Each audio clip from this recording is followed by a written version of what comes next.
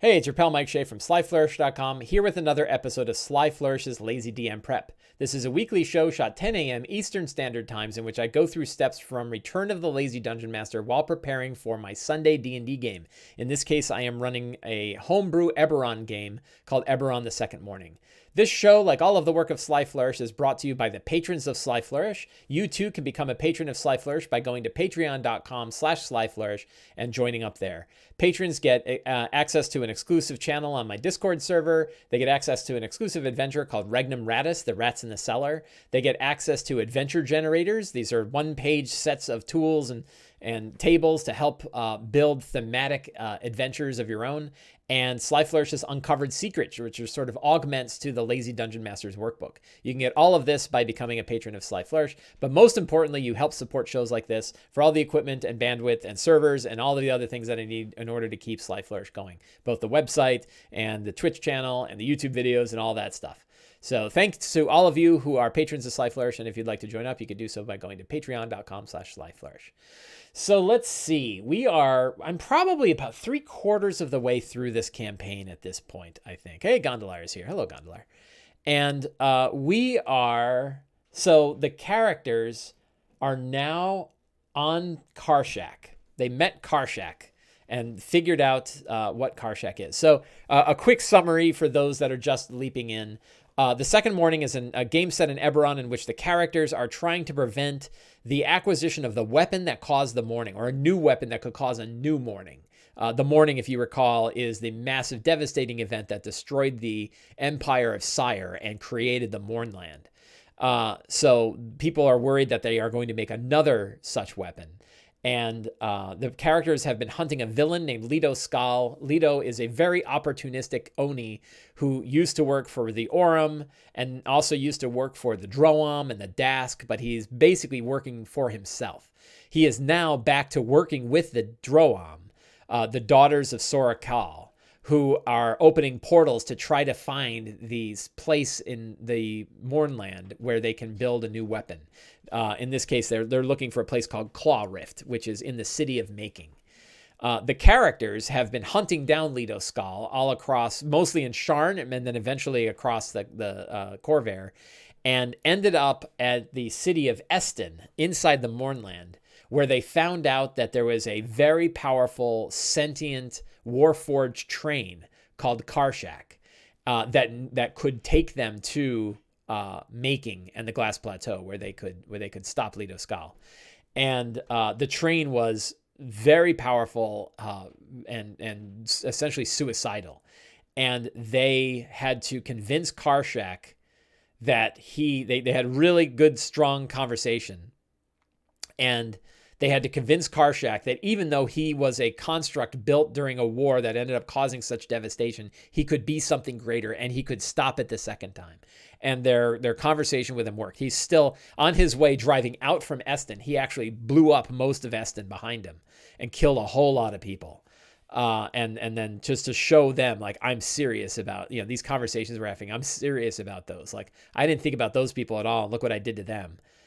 Imagine then what I'll do to you if these conversations go badly. And they didn't. Kalmic7 says, in your canon, did you establish who set it off the first time? I have not. I'm not even sure that the second weapon is actually the same as the first. Probably it's pretty close. And I think in my canon, it essentially required 3 things to create the Weapon of Mourning. 1, you needed a huge, powerful dragon shard. You needed a big power source. 2, you needed really powerful and old magic that came from both the dragons of Arganessen, the Dreaming Dark of the plane of Dalcor, and the giant magic of Kolsir, the magic before the giants were destroyed by the dragons. So that magic was all kept in a book called the Tome of Kolsir, and the characters chased the tome for a while, and Leto Skal, I think in this version, escaped with the tome. So they know that Leto Skal has the spells. They managed to destroy the Eberron shard he had brought with him by blowing up an entire mountain. They got rid of that. and they Leto returned to the daughters, who have started opening portals to try to find the location of the third thing you need is essentially a power conduit, a way to tap into the world of Eberron itself. And it's sort of in a big mine called the Claw Rift inside the city of Making. At least that's my thought right now. So our game ended last session with them on Karshak. They had their strong conversations. They fought off a bunch of Warforged who attacked Karshak. Karshak basically said, "I want to see how you deal with these guys," and then saw it. And now Karshak said, "I will make an agreement with you. If you find the personality of my mate, my Senta, who is another super powerful sentient Warforged train, if you find her and bring her docent to me, her personality, her sort of Warforged personality to me, I will take you to Making and not kill you all." And to show you this, in order to slow down, so Karshak is powered by a mobile, what is it called? The sort of planar boundaries. There's a name for it. Karshak is sort of powered by a mobile planar boundary. Basically, they took a gateway to the realm of chaos and put it in the engine. And so chaotic energy is flowing into Karshak all the time. But it's so powerful, it keeps him going super fast. But in order to be able to slow down, he needs other energy sources. So he drove up to a place called the Dam of the Galifarian Kings, where the dam can generate massive amounts of energy and bolt it into Karshak, and then Karshak can speed up and slow down while the gate is powering up. So we ended the session with the characters at the Dam of Galifarian Kings, where they are going to restart the dam. 2 of the 3 valves of the dam are down, so only one source of water is coming through. They need 3 to come through. When they fire that back up again, that will fire up Karshak. That will put energy, and then Karshak will take them to the area where they can then recover Mysenta's personality, and then they will go to Making. So it's a little railroady, both literally and figuratively. And one of the tricky bits that I'm having is that both my groups are essentially in the same place, and they're kind of doing the same stuff. And I feel like I'm narrowing things down too much. I always have an opportunity. My Wednesday group is about 2 weeks ahead of my Sunday group. And it is easy for me to, just run the same thing twice. But I often want to say, like, okay, well, what did I learn from the Wednesday one, and how do I make that so that that's better for the Sunday group? But they're both working out pretty well. So I don't know. I mean, maybe I'm overthinking it. But as we're doing our prep today, let us, look at how satisfying your Notion. I'm not filling that right now. So this was my Wednesday game. We're going to drag that down to Old Adventures. And so I am using Notion for my campaign planning. If you are on Twitch, you can learn more by going to that URL where it talks about how I'm doing Lazy DM Prep with Notion. And we're going to create a new session. So you go, boop, click on the session generating planner, and we get a new session. And we go in here, and 8 November 2020, Sunday, Eberron. And so first step is review the characters. So we're going to go back to, or open up a new window. That way I don't lose it. And go to our Sunday characters. Our Sunday characters include Zarantir Delander. Delander is a Dragonmark member of House Delander. Crashed his father's airship twice, and but understands how the vehicles work. So actually, he's a really good source of understanding for how Karshak operates. And I think he learned some of this stuff in the Secrets and Clues last time, but I can drop some Secrets and Clues this time too. In fact, one good thing, one way that tends to work for me is when I'm looking at a character and I go, what if we did X? Is I can immediately create a secret here. So we say that Karshak needs the lightning energy to prime his main power source, which is a mobile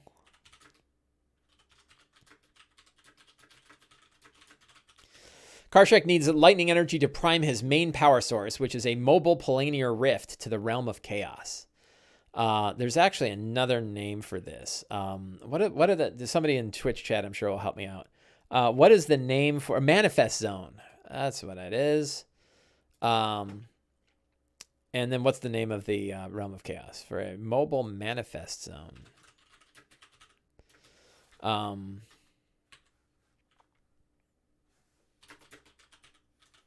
ancient gateway. So back when they built him, they actually found a gateway to the realm of chaos in Eberron. And let's go. I want to see what the name of the realm of chaos is. So there's a whole thing about the outer planes. Planes of existence. And we have Devani, Dalcor, Dolura, Fernia, Irene, Kithri. To Kithri.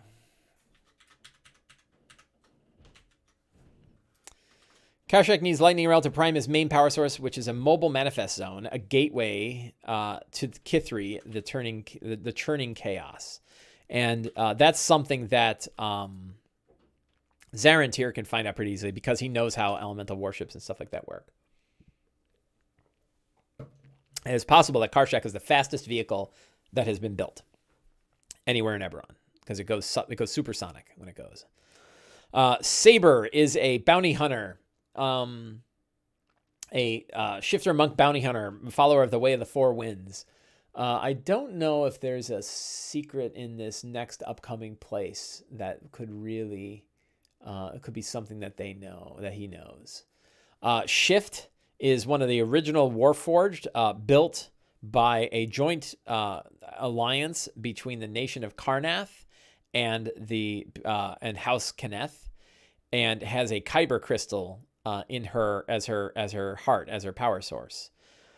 Banner is another Warforged. He is a paladin of the Becoming God, and has now met a few different Warforged who are actually trying to create the Becoming God. Shane Husk is a novelist and expert on the Mournland and expert on the Mourning, famed novelist, popular novelist, who is also a wizard hobgoblin. And Arwen Chi Sizu, is a member of House Civis, or a latent dragon mark of House Civis, whose father is now inside of the docent that they've got and is now part of Banner. That is actually something that I need to tug on.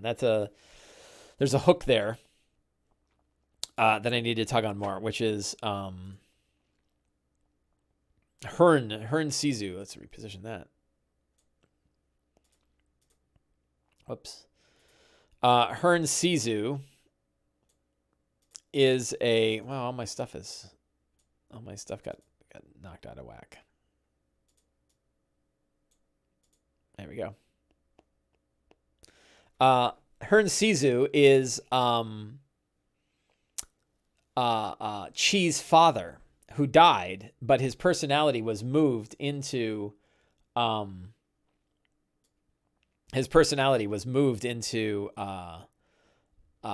docent. So that's pretty cool.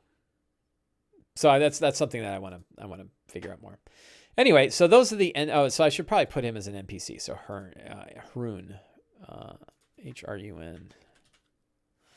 Hearn Sizu is going to be one of the NPCs. We, of course, have Karshak as far as an NPC. Any other NPCs? Geneth the Ryan is somebody they're hunting for.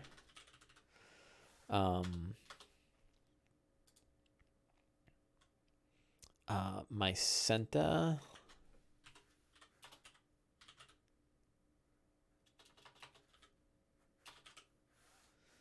How do you spell Mycenta? It's right there. M-A-I. Whoa, not Mad Maggie. Oh, I'm terrible. Mycenta. There we go. So, fantastic location. I'm jumping all over the map here. I guess we'll do them in order. Although sometimes it's easy to get rid of them. We got the 8 steps. But we're doing the 8 steps in all different orders. So the main thing is that we have the dam of Galifarian Kings. Is our main location today. And it's going to probably take the whole session. But we could also put, just to kind of think ahead a little bit, we have some other locations. Now I'm cheating a little bit because, whoops. How do I sort? Sort. Add a view. Is it because it's too narrow? Sort. There we go. Add a sort by created descending. I wish it defaulted to that. It's sad that it doesn't default to that.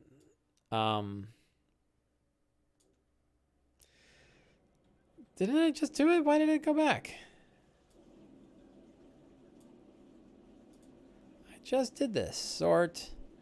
Add a sort by created descending.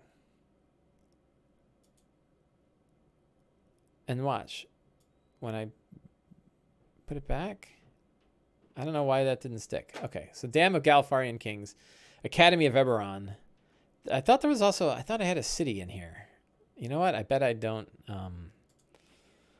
So I have Academy of Eberron. Don't worry, all this will make sense in a minute. I'm monkeying around with Notion at the minute, and that's not working well. So let's go to the campaign database. We have Calarail, City of Faragon. So I think my problem is I did not tag it as a location. So it didn't show up. Now it did. So we have Faragon. That actually goes before here.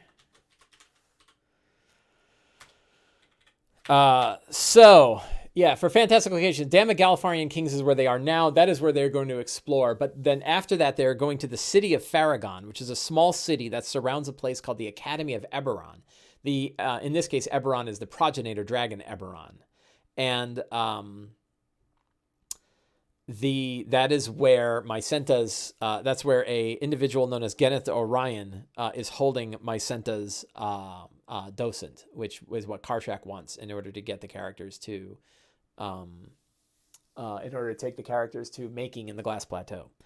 So that is pretty well set. That's kind of the future about where these things are going to go. Somebody probably you can save it as a view if you use this sort of lot. I should save it as a view. I don't know why it didn't default to that. So if I go back, that's a good question. So if I go back, whoops, I didn't want to do that. No, I accidentally made it. I just want that. I think it'll stay that way.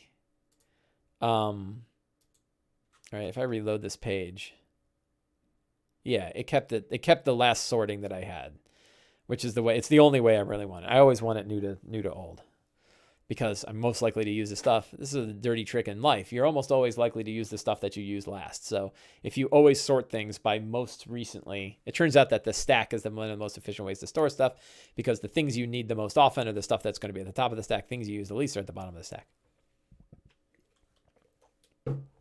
That's from a book called Algorithms to Live By.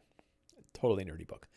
So the scenes are, so if we look at the scenes, and I don't know, tell that my boss and mom. I know, right? Everybody's like, oh, organize. Like, no, stack is the most efficient way, or very efficient way. Alphabetical. So scene-wise, we have the dam. And that's pretty much all the scenes are going to have today. Then back to Karshak. Then here's the funny thing. Like, this is the scenes and locations are basically the same the way I'm doing them here.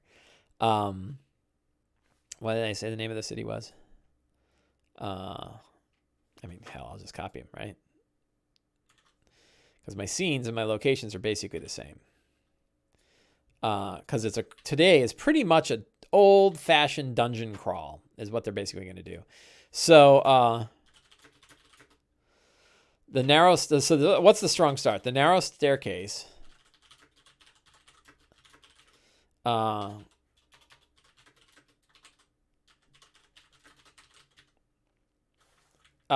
the strong start is the narrow staircase and the roar. And the roar of the Dam of the Galifarian Kings. I'm not going to really start them off with a fight. So one thing is like I want to get through this entire location in one session. I really don't want it to go too long. So I'm not going to throw a big strong fight in this one. I think we're going to start off with a good old fashioned dungeon crawl. You get up to the door, you open the door, and you got paths. Scene-wise, it's going to be dungeon crawling through the Dam of Galifarian Kings. Then they go back to Karshak. Then Karshak takes them to Farragon. And they crawl through Farragon. Then they get to the Academy of Eberron. They deal with the followers. We'll talk about that next week. But because I got plan, I already know where that's generally going to head.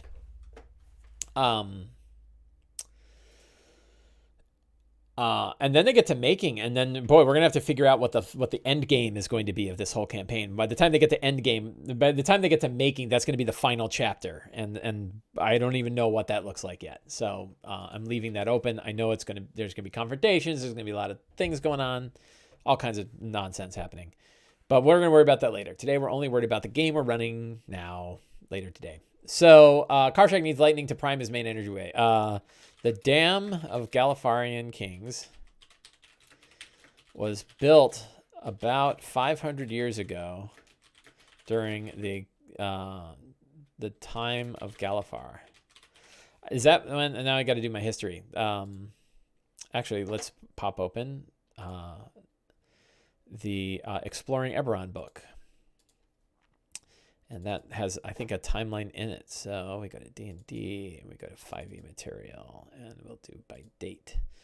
And again, if you sort by date, your stuff you most often bring up is usually at the top. Although in this case, it's the date. Should have like the date last opened. Mythic Eberron encounters the far north. I have so many things. It should be right close to the top here. I don't know where it is.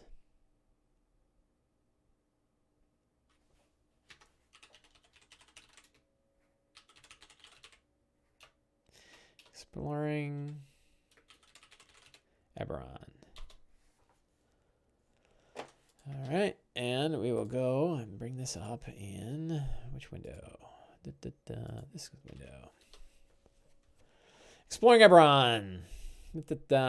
And we have recent history. Kingdom of Galifar.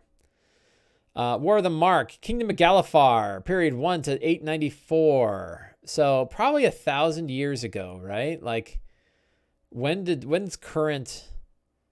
the current year in Eberron is a good question. So it was probably built 500 or so years ago. That's what, yeah. So I said 500 years ago, and I think that fits.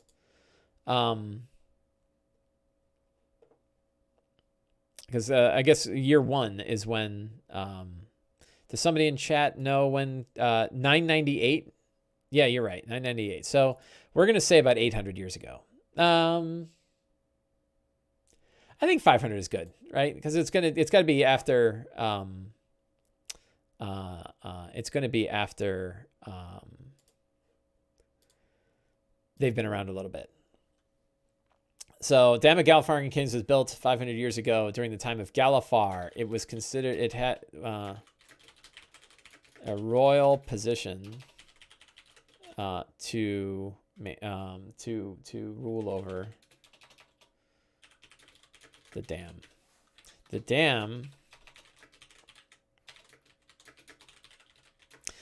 dam served as a regional stronghold that fell to Sire when Galifar fell. That fell under Sire. Sire used the stronghold when battling against the kingdom of Karnath.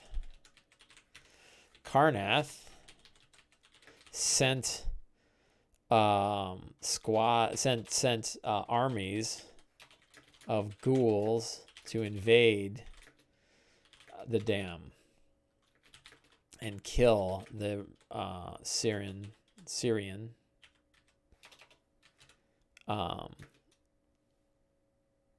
to kill the Syrian soldiers there.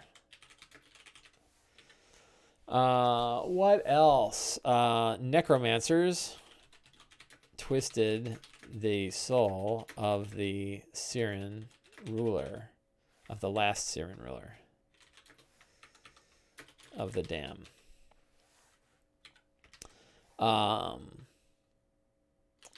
The dam is powered elementally,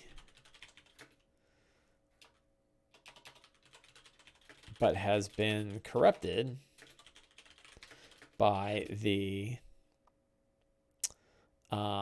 mourning. So 7 secrets, real easy. What else do we have? What else is going on at this dam? The crypts.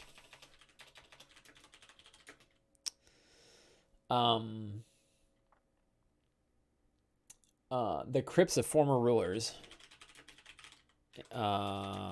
exists. The dam holds the crypts of former rulers. We'll keep, so I got a couple more secrets to go, but we'll keep that open while I'm thinking about it. So then we got our fantastic location. So monsters. So what we're going to do, let's take a look at the dam itself. So again, I ran this from my other group, which is why this is already pretty well filled out. And we'll open this up in a bigger window so we can really see it. This is a Dyson logo map that I really dug. And so I have an article coming out on Monday about this, about lazy dungeon building. And this was a lazy built dungeon. It looks pretty good, right? And it seems pretty usable. But it was actually really easy to do. And essentially what I did is I went to Dyson logos and I found a map that I said, that looks like something that might be inside of a dam. It's got some good 3-dimensional work going on there. And then I opened it up in preview and I annotated it with a white background, with a black text on a white background, so that I could drop a label on it that you can read afterwards. And Snark Knight says, does Dyson Logos have a hydroelectric dam maps? No, but he has maps. And you could just say, you know what? This is inside of a hydroelectric dam. And it works just fine. So I like the look of this one. It didn't take me long to find it. And all I did was kind of write like a word or two. And I think, you can generally see, so I can generally look at it and go, yeah, I can figure out what's there. So one thing that I kind of learned after the fact, after I picked the map, was that it was also a bastion. It was also it was used as it wasn't just a dam. It was also a military fort, or military base. And that's why it's got armories and sentries and barracks and stuff like that. And it's got some history to it, the Watermaster quarters. It's got some history to it with the crypts. It's got the High Lord's Hall, which is there. And I think there's probably a big crack in the dam that kind of split the High Lord's Hall up there. I think that will be kind of neat. So, lots of room to explore. And it's not a huge map, right? It's only, it's not a lot of places to explore. So they can get through it in a session, right? We can get through this in 3 hours. And as long as there's not like a ton of fights and stuff like that. And that works pretty well. So then there's what do they face while they're in here? And I have a few ideas because and then I have a blank version of the map and I have a picture, there's the map of the kings. This actually comes from Fantastic Locations, Sly Flourish's Fantastic Locations. So I have a blank version of the map so I can do snapshots for them in chat. So what will they face while they're in here? And what they will face are, so I love ghouls. I don't know why. I was realizing that I think ghouls are awesome. So they're going to face a whole bunch of ghouls, a couple dozen ghouls, maybe 24 ghouls. Ghouls are CR1. They're level 9. So we're going to do the Sly Flourish official back of the napkin encounter building. So we have 6 ninth level characters. 6 times 9 is 54. Half of 54 is 27. So I could have up to 27 CR1 ghouls is about right. But we're going to just do 24 ghouls. And if we want just to make our lives a little easier, we can go here and say ghoul. And we get a ghoul stat block, and we can go here and link it. I like that you just Control-C, Control-V, and it makes it an automatic hyperlink. It sounds like the tunnel monsters from Mockingjay Part 2. You know, I've never seen the last 2 Mockingjay movies. I think I'd like to see those. Are they good? Is that whole series good? It's got Philip Seymour Hoffman in it too, which breaks my heart. I love Philip Seymour Hoffman, and he died. Stark Knight says, eh. So we have ghouls, deathlocks. I think the deathlock necromancers. I think we're gonna have some deathlocks. And what's a deathlock man? I wish I had deathlock mass. So deathlocks are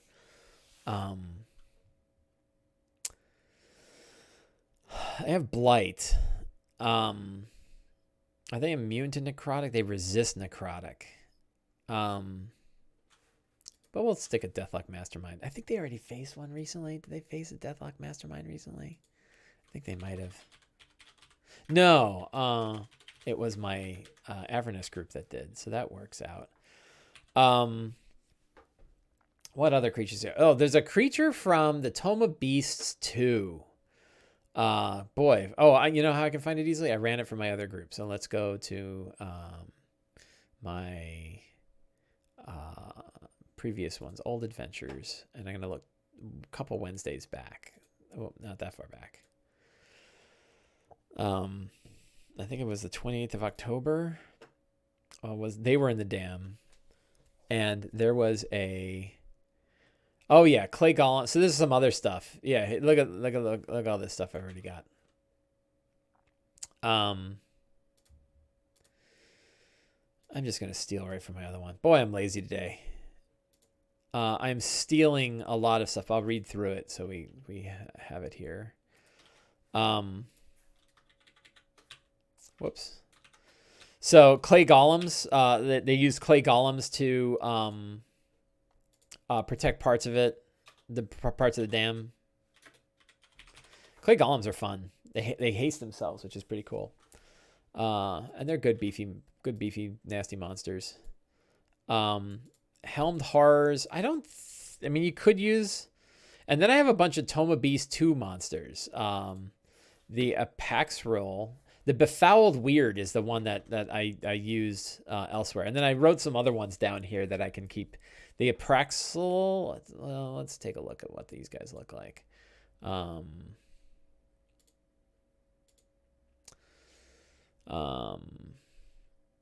must be putting this stuff in the wrong place, or my date modified isn't right, because where the hell is my Tome of Beast 2?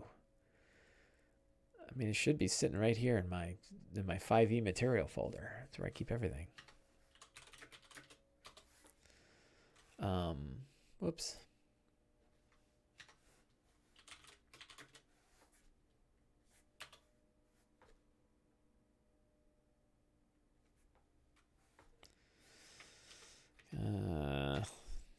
Tome. Oh. Sometimes the search is not on your side. So let's go here. Pop up in the Tome of Beast 2. And I talked about the Apraxel. Tome of Beast, page 27. Let's take a look at page 27. 26, 27. Oh, yeah. Look at these guys. They're like weird sand, weird sand things. I kind of like that. It could be sort of made out of mud. So I think they might be a fun monster. They might be a fun monster to have in that room to the north, right? When we were looking at the dam, the High Lord's Hall, they could be lurking around in there or like stuck in this area, and they crawl out. And they're weird, like necrotic things. They're called constructs, but look, it's made out of skulls. I don't know, maybe it's not a good one. They seem to be abyssal, right? But there's sort of like a mixture of necrotic energy. I'm going to say that. They're a mixture of necrotic energy and the material of the dam that's been breaking down. So they could be Mournland creation kind of nasty things. What do? They have slam attacks. They can blind with the slam attacks. And they have fiery sands. Each creature in 10 feet must make a DC con save or take 20 damage, 10 slashing, 10 fire. Yeah, I don't know. I'm not sure that's a great one. I might yank that one. Befouled weirds are like evil water weirds. Clockwork Mantis is, as you imagine, a Clockwork Mantis. Bone Shard Wraith, page 46. Let's take a look at that.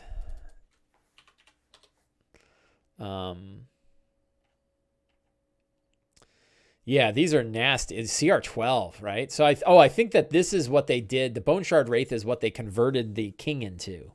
So he is now a Bone Shard Wraith, which is kind of a fun, a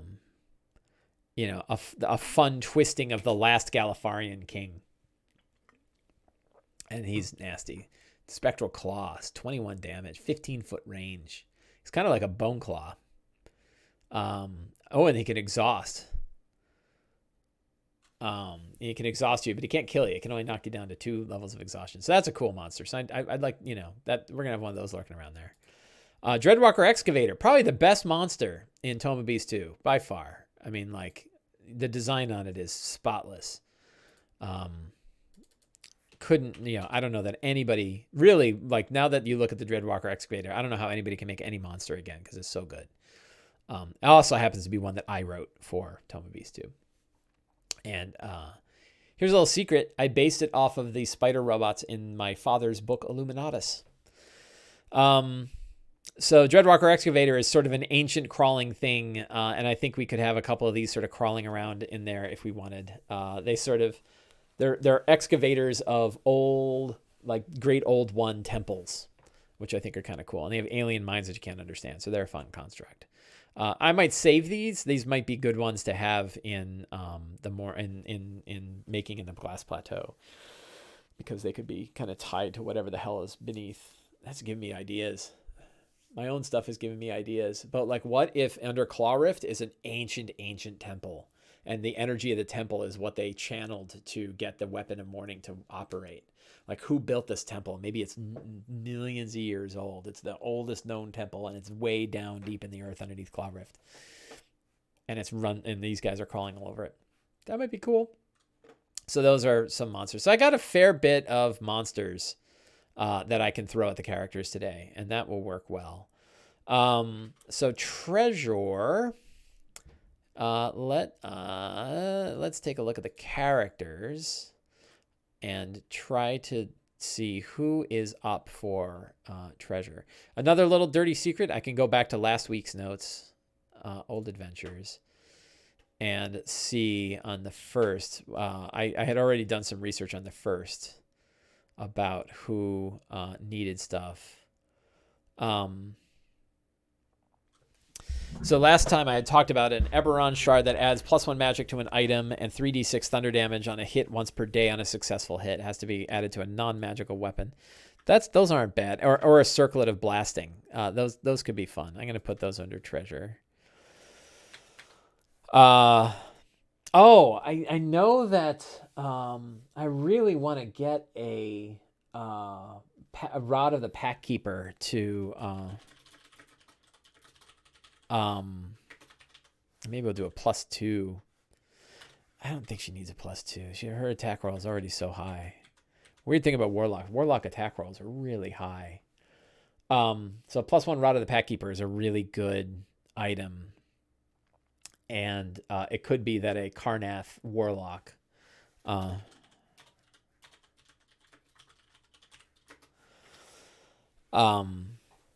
I think that would be a good one. That goes to Shift. Where if you have a Warlock, you definitely want to have a Rod of the Pack Keeper. It's like the best item for Warlocks. So I think I really want to get one in her hand. If they face the Necromancer, I think they will get a Rod of the Pack Keeper. I think that would be a good item to have. And then this idea of like a shard that adds a +1 to a magic, +1 magic to an item, to a weapon, right? and does 3d6 thunder damage on a hit once per day. On a successful hit, it has to be added to a non-magical weapon. We'll see. That probably is going to end up going to Saber.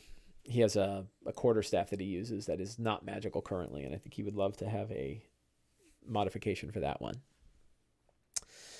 So those are good. Helmed Horrors are kind of lame. I'm not a big fan of the Helmed Horror, but it makes sense for this area as like a protector.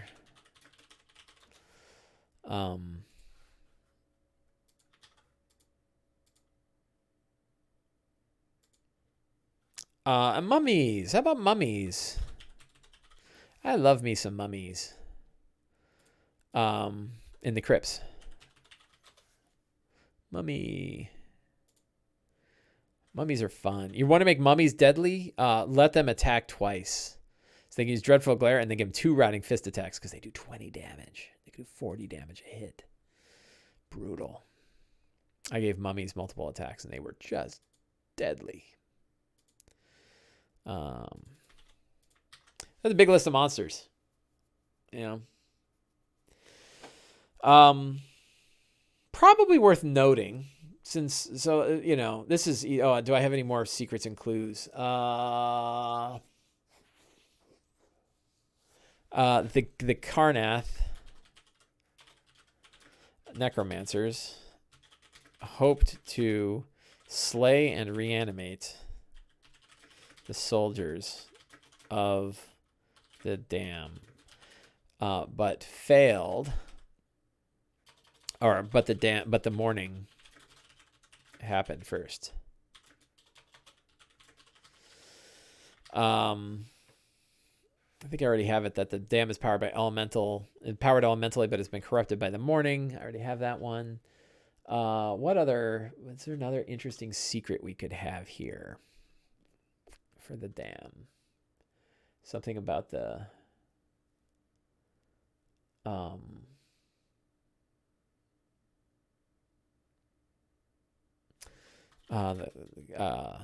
Karnath hoped to reanimate the Siren lord who ruled over the dam.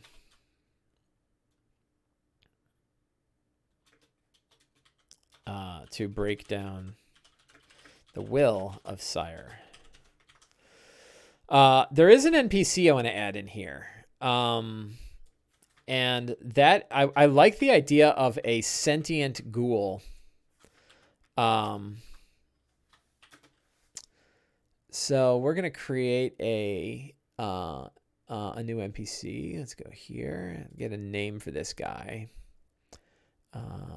Random generators. Do I have names? Where's my names? We'll go random. Rawl. I like that. Let's call him Rawl. And we're going to create a new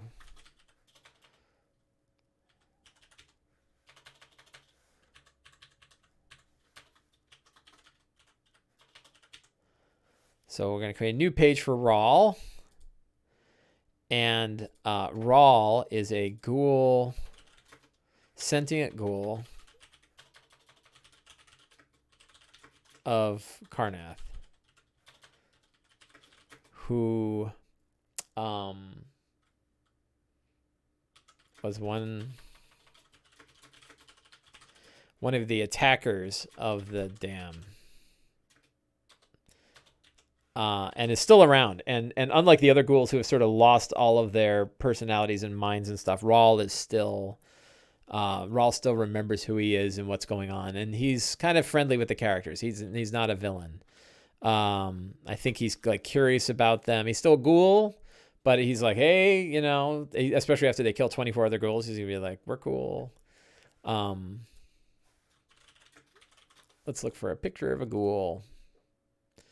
All the ghouls look so nasty. I need a nice looking ghoul. How come there's not like a ghoul friend?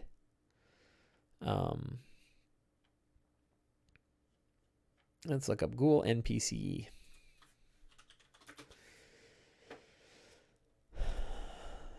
Oh, that's a mean looking ghoul. They're all eating people. Let's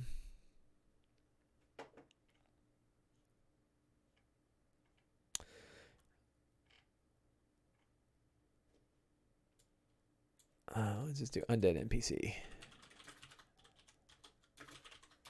D&D.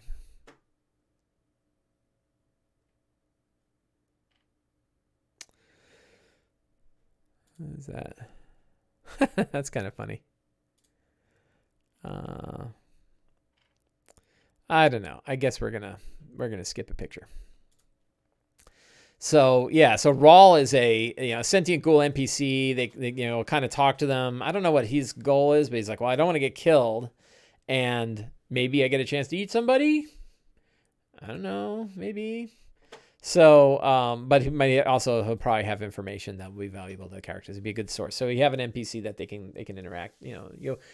Even in a dungeon where it's like this, it's still nice to have an NPC. Ghosts are good. Specters are good. Specters can't typically talk, but you could have sort of a specter that isn't quite. It's more sort of confused than it is evil.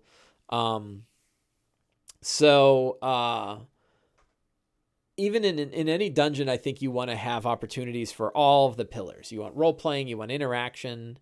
You want role playing, you want exploration and interaction with stuff, and you want combat. You want to create options for all of them, and you don't want just one room after another that's a fight. You want, you really want to. I think here's a potential conversation piece.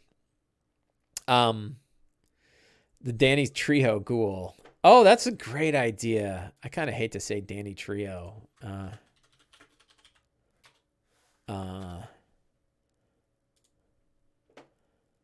But Danny Trejo in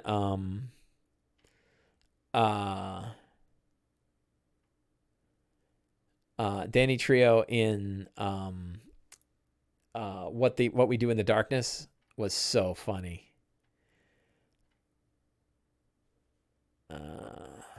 Looking for a good Danny Trejo picture.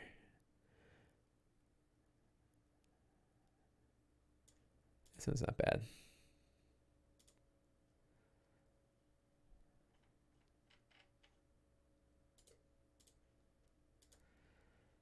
Oh, that's the biggest picture I got.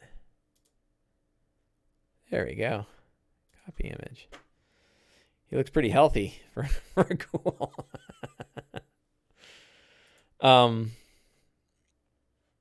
Where did it go? Raw. My players will get a kick out of it, though. Actually, what was the vampire movie he was in? Dusk Till Dawn.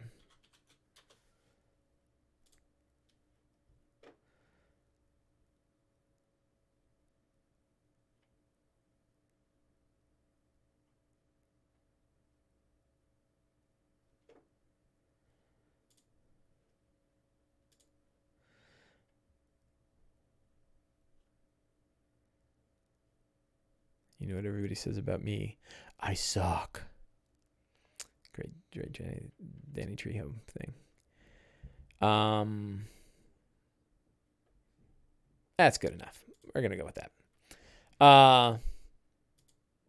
Yeah. So two levels of pacing to be aware of in D&D games. I guess I was opening the wrong window. Sorry about that. You didn't get to see all the Danny Trejo pictures. The two levels of pacing that we run into in D&D games, which I think are worth thinking about and considering. So if we think about Hamlet's Hit Points, Hamlet's Hit Points is a book written by Robin Laws, who's probably one of the best, deepest minds on RPGs. Really deep thinker on RPGs. Has written books about it for decades. Creator of many systems. Creator of the Gumshoe system. Wrote a bunch of different RPGs. Wrote for the fourth edition Dungeon Master's Guide 2. He wrote part of the introduction to that. Really great guy. And he wrote a book that I highly recommend called Hamlet's Hit Points, which talks about pacing It talks about pacing in RPGs, and it has sort of two layers to it. And then the first layer is in considering upward and downward beats. And the idea is that like good storytelling comes from an oscillation between upward and downward beats. Good things happen, then bad things happen, then good things happen, then bad things happen, then good things happen, then bad things happen. If you have too many downward beats in a row, people feel hopeless, and it's lame. And an example of too many downward beats is when I was running Isle of the Abbey. It's like fight and then specters and then a fight and then traps and then a fight. And it was really just like they were successful, but it was like, we were better off not coming in here. So vacillating between upward and downward beats is a way to kind of keep pacing exciting. You want good things to happen, then bad things happen. Too many good things happen, and it becomes too easy. It becomes boring, right? So that idea of like, an idea is like if people are having a really hard time in a dungeon, when a wall breaks through and they find an old fountain that's still holy, and they can drink it and get the equivalent of a short rest without having to take a short rest. That's a good upward beat you can just drop into a dungeon. Finding treasure is a good upward beat. Getting the drop on bad guys is a good upward beat.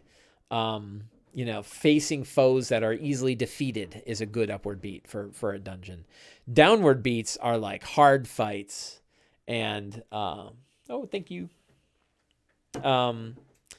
Downward beats are when you have really hard fights or setbacks, or you try to disable a trap and you don't disable the trap, or difficult things that you face. Even a hard fight, even if you win, you realize you generally burned more resources than you started with.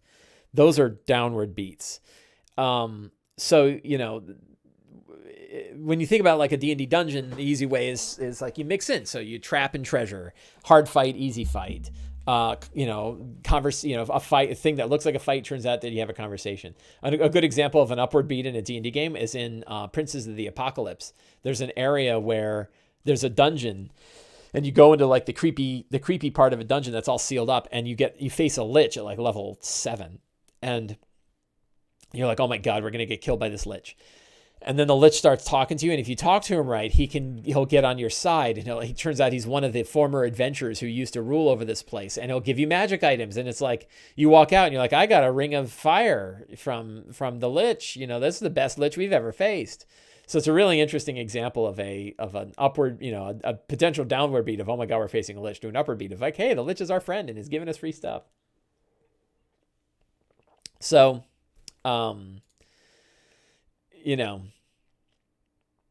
let's see. Evil John says, remember, the tool you choose won't make your game good or great. Using the tool you choose will. You can do everything you need to run a great game with just Notepad. Oh, are we talking about Notion and stuff like that? Yeah. That is true. Yeah. Especially like, I don't even say that the 8 steps that I use here are the one tool to beat all tools. You should, figure out your system that works well for you and stick to that system. We were talking a little bit about like OneNote versus Notion in the chat here.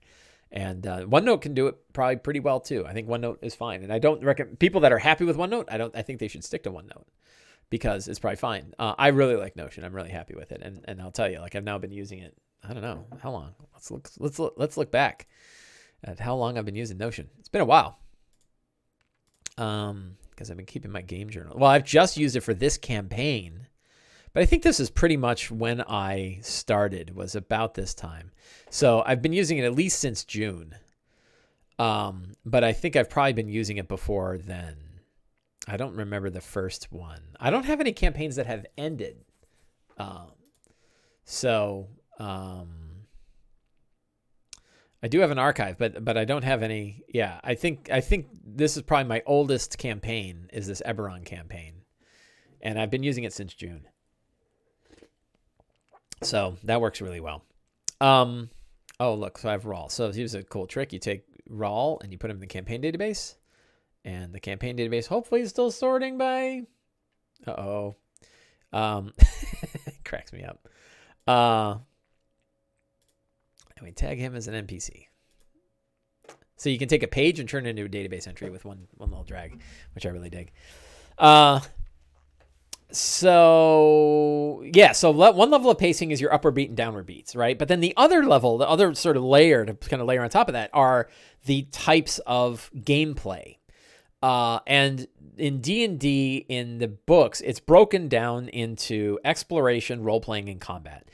If you wanted to, you could probably break explore down into a couple of different categories too. I don't think I'm going to bother. I think we'll just wrap because explore could be learning history. To me, explore is skill checks, right? So it's skill checks that aren't conversational skill checks. It's history checks and it's perception checks. And it's all of the checks that are not talking to people is, in my opinion, what explore is. And then combat is when you're rolling attack rolls and you roll initiative. So we know pretty well what combat is. We know pretty well what and role playing is, right? And then the explore is that other kind of, it's a wider band. But to me, and you can define it for yourself, and I want to get an argument with people about what explore is. And lots of people say, D&D sucks at exploration. No, that's fine. You find systems that have good ones. I'm trying to think of like good. A lot of people would look at skill challenges, the 4th edition style skill challenges as explore. I thought those were too gamey. I thought they were too mechanical. And often the skill challenges didn't fit the story because you had this sort of mechanical, like multiple successes before multiple failure sort of states. And it's like, I don't know what that means. So to me, it's easier to sort of just do independent skill checks based on circumstances and situations. That's just my thought. I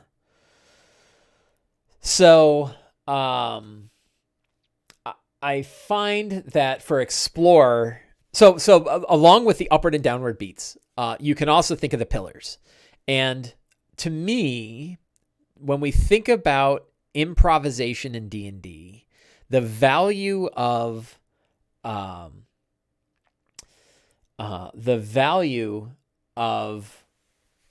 being able to improvise those 2 layers of beats. So in one sense, you don't know if you're going to have an upward or downward beat until you're actually running the game. So if you can't really design them ahead of time. This is my criticism of the 5-room dungeon design. The 5-room dungeon structures specific encounter types so that they already have an approach built in. You have your roleplay scene, followed by your combat scene, followed by an explore scene, followed by another combat scene, followed by a roleplay scene. And to me, it's like, instead, just design the situation. Here's what's going on there, and we'll find out how it goes. Now, there's sometimes like when you walk in the front door of the you walk in the front door of the Dam of the Kings and you see a bunch of corpses right in front of you and they're dressed in Siren armor, and then you're attacked by 24 ghouls. You're pretty sure that's not going to be a role play scene. It's probably not going to be an explore scene. It's probably going to be a combat scene. So I'm a little bit hypocritical with that. But generally, I'm hanging on with a loose grip. I don't think about a scene as a combat scene or an explore scene or role play scene. Instead, I try to put the seeds in and sort of prepare the seeds to have all of it. And I know there's going to be combat in a dungeon. I don't expect that it's going to be hard to do, but I'm not sure there's role playing. So what do? I throw in an NPC that I know they could role play with, who will probably show up because there's not a lot of opportunity to do role playing in the dungeon. Where they find that guy, he can move around, right? And they might do some exploring before they find him. They might find him right away. It depends on how I feel. It depends on how things kind of turn out. Same with exploration, that you want to have your upward beats and your downward beats. So you want to mix in opportunities to explore. Secret rooms that have treasure behind it are great upward beats, and they're part of the explore pillar. So you want to be able to improvise those kinds of things as the game goes on. Again, all with a loose grip. You just kind of hang on. You kind of feel how it goes and jew it in. You don't have to be rigid about all of it. Just like you're not being rigid about saying you're going to have a combat scene, then a role-playing scene, then an explore scene. You likewise don't want to say, like, I'm constantly turning the dials to make sure that an upward beat, downward beat. You don't have like a little thing that's saying, oh, they had an upward beat, now we're a downward beat. You just want to have a feeling for it. You look around the table. Are people like, oh God, we're getting hit again in another great big fight? So Gondor says the 5-room dungeon, as I know it, doesn't prescribe encounter types, but function in the story. Something that makes entering hard. Something. I thought so, but I thought they were. I mean, I guess when I read it, it depends on where we're looking. Ultimate Guide to 5-Room Dungeon. I think these.